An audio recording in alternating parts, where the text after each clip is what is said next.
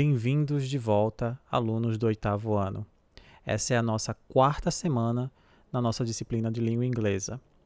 E hoje nós vamos falar sobre duas novas palavras, some e any, e como utilizá-las, certo? Essa é uma continuação dos assuntos que a gente já estava vendo, certo? A gente viu comida, depois substantivos contáveis e incontáveis e técnicas culinárias. O some e any, ele vai ajudar a nós criarmos frases, certo? Com esses substantivos contáveis e incontáveis. Então, vamos lá. Então, quando é que a gente vai usar o some? Essa palavra some, ela vai ser utilizada em frases afirmativas, certo? Então, por enquanto, nós vamos esquecer a criação de frases interrogativas e negativas, certo? E a gente vai focar apenas na criação de frases afirmativas. Então, o some, em português, ele significa algum, alguns, alguma, algumas ou um pouco de. Ou seja, a gente utiliza essas palavras quando a gente não sabe a quantidade exata, definida de algo, ok? Quando você tem um pouco de alguma coisa, você não tem a quantidade definida, o que leva a nos associar com substantivos incontáveis. E realmente ele é bastante utilizado com substantivos incontáveis, mas claro, não necessariamente apenas incontáveis. Você pode também utilizar com substantivos contáveis, você pode usar com os dois, certo? A forma que a frase ela vai ser escrita é que vai diferenciar se é contável ou incontável. Por exemplo, There are some potatoes on the table. Nós sabemos que o substantivo potato, ele é contável, certo? Você conta uma batata, duas batatas, certo? Ele é fácil de contar, então nós podemos usar os números para contar, substantivo contável. Nesse caso aqui, né, há algumas batatas na mesa, certo? Nós utilizamos o plural, there are, ok? Are é o verbo to be no plural, certo? Então, existem, né, há algumas batatas na mesa. Já quando a gente vai falar no singular, a frase ela é escrita de uma forma um pouco diferente. There is a potato on the table, certo? Lembrando, é um substantivo contável, então ele tem sua versão no singular utilizando o verbo to be no singular, is, e a, que significa um ou uma, né? Então, há ou existe uma batata na mesa, certo? Para dizer que tem uma batata na mesa, ok? Então, a gente utiliza tudo no singular. Isso não vai acontecer com os substantivos que são incontáveis, certo? There is some coffee in the cup. Esse é um substantivo incontável. Coffee, café, né, o líquido, ele é incontável. Então, tem um pouco de café na xícara. Então, olha só.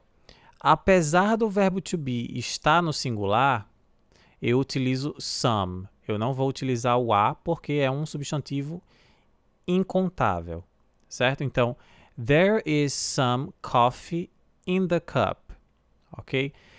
Quando o substantivo ele é incontável, eu não tenho como falar com ele na versão aqui no plural, certo? Então, eu vou deixar sempre o is para falar is some, ok? There is some coffee. Então, mais uma vez, vejam a diferença aqui com outro substantivo contável, né? Grapes, uvas, é um substantivo contável. Então, na frase There are some grapes, há algumas uvas, nós vamos utilizar o verbo to be no plural. Por quê? Porque grapes eu consigo contar, certo? Então, o verbo to be ele tem que estar no plural, certo?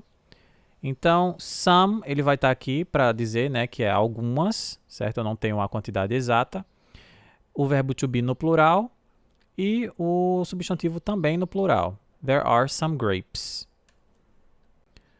Mais um exemplo, dessa vez com líquido, né? Água. There is some water in the glass.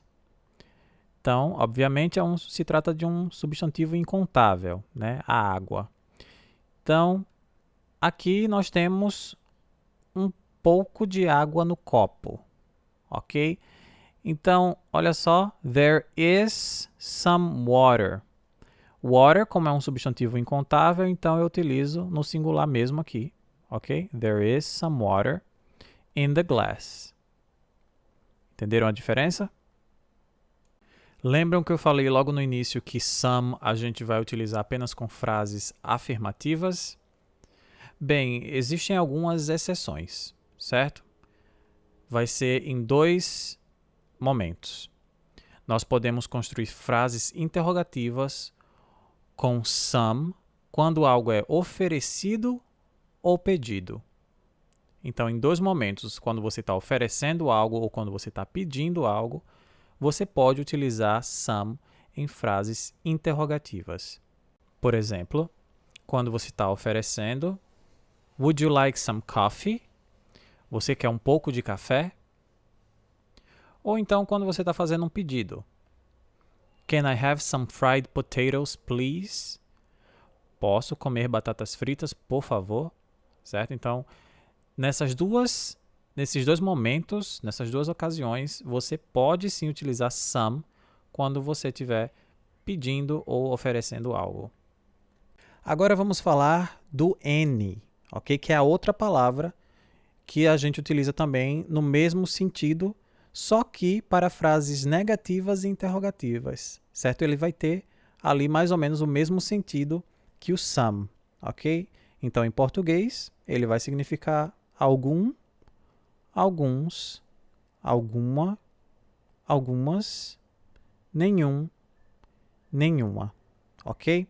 Então, ele vai ter todos esses sentidos aqui, com o adicional de nenhum e nenhuma também. E como some, ele também vai ser utilizado quando você não sabe a quantidade específica de alguma coisa que você tem, certo? Ele pode ser utilizado tanto para substantivo contável quanto incontável.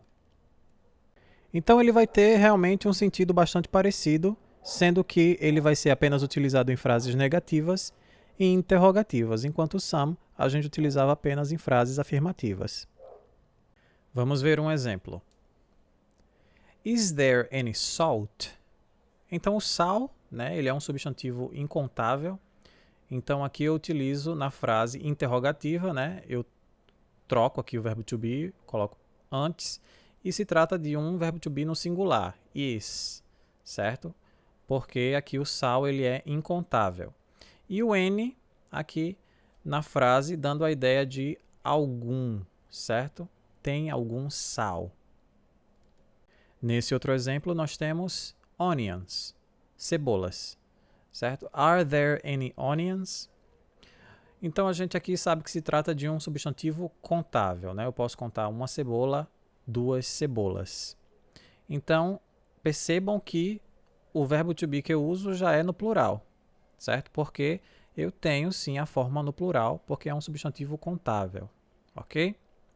Então, tem algumas cebolas? Are there any onions?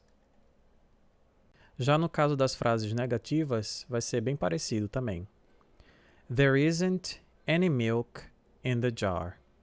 Milk significa leite e é um substantivo incontável, certo? E nessa frase quero dizer que não tem nenhum leite na jarra, certo? É uma frase negativa. Então, por se tratar aqui de uma frase negativa, eu estou utilizando o any, certo? Na tradução, ele vai ser traduzido como nenhum, ok? Para dar aí a ideia de que não tem nada. O mesmo vai acontecer com os substantivos contáveis, que é o caso dos ovos, né? There aren't any eggs. Eggs são substantivos contáveis e na frase negativa, né? Não há ovos. Então, aqui eu utilizei a forma negativa do verbo to be e o any, né? para a frase negativa. Então, o que você tem que focar mais no uso do N é se a frase está escrita na forma negativa, se eu estou negando alguma coisa, ou se eu estou fazendo alguma pergunta, certo? Assim como o some, o N também vai ter algumas exceções, certo? No seu uso aí. A palavra N pode ser usada em frases afirmativas quando acompanhada das palavras if ou whether. As duas palavras significam se, ok? Então, em frases afirmativas, se existir também essas outras palavras que dão o sentido de se, você pode utilizar o N. E sendo utilizada numa frase afirmativa, ela pode ganhar um novo significado, né? De qualquer em português. Vamos ver uma frase com if. We will help you if you have any problems. Então, essa é uma frase afirmativa, certo? Nós vamos te ajudar se você tiver algum ou qualquer problema, certo? Então, aqui pode ser as duas traduções. E N, ele é permitido apenas nessa frase porque eu utilizo o if, ok? Então, N vai ter o sentido aí de qualquer ou de algum. A mesma coisa acontece com whether. Let me know whether you have any questions, certo? Então, outra frase afirmativa que eu utilizo N porque eu também estou utilizando aqui um se, né? Um whether. Então, me diga se você tiver algum ou qualquer dúvida, ok? Então, o N ele vai ser possível ser utilizado em frases afirmativas somente nessas duas situações, ok? Então, isso é tudo que nós tínhamos para falar sobre some e N, certo? O uso dessas palavras em frases afirmativas, negativas e interrogativas. Então, agora vamos ver uma questão aqui do Instituto Tecnológico de Aeronáutica de São Paulo, que diz assim: Complete the sentence correctly, certo? Complete a frase corretamente. He doesn't want fruit, certo? Então, nós temos que completar esse espaço em branco com uma dessas 5 alternativas. Logo de cara, nós percebemos que isso aqui se trata de uma frase negativa, certo? Nós temos aqui o doesn't, que é um auxiliar de frase negativa. Como a frase ela já está na negativa, então nós podemos já descartar algumas palavras aqui como not, no e none, que são 3 palavras que elas têm a conotação negativa, mas que aqui não precisa, porque senão ficaria um duplo negativo na frase, então nós já descartamos esse B, C e E. Então a gente resta o D, some, e o N, né, a letra A. E nós sabemos que em frases negativas nós não podemos utilizar o some, certo? Então só nos resta N, okay, que é a resposta correta. A próxima questão é da FMU, Centro Universitário de São Paulo, que diz assim: Complete the sentence correctly. Então, don't make noise, he wants to get sleep. Então, nós temos aqui 2 espaços em branco que precisam ser completados com uma dessas alternativas aqui. Então, a primeira frase, a gente já tem o don't aqui, né? Essas palavras assim que geralmente tem um apóstrofo com um T, né? Que é a redução aqui do not. Então, a gente já sabe que se trata de uma frase negativa, né? Então, em frases negativas, nós utilizamos N. Então, aqui a gente já fica só com o B e o D.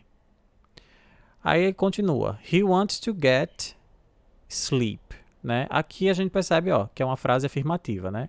Então, aqui não faça nenhum barulho. Ele quer dormir, né? Dormir um pouco, ter um pouco de sono. Então, a gente vai utilizar aqui uma frase afirmativa some, ok? Então, não pode ser a D, né? Porque aqui tem um N, então fica sendo a B, ok? N e some. Então é isso, pessoal. Essa é a aula de hoje, certo? A gente só falou dessas 2 palavras, some e N, que apesar de ser apenas 2 palavras, muita gente confunde o uso aí, mas que eu espero que tenha ficado bem claro que o some você vai utilizar apenas para frases afirmativas e o N para frases negativas e interrogativas. Você já sabendo disso, você vai evitar aí muitos problemas no futuro.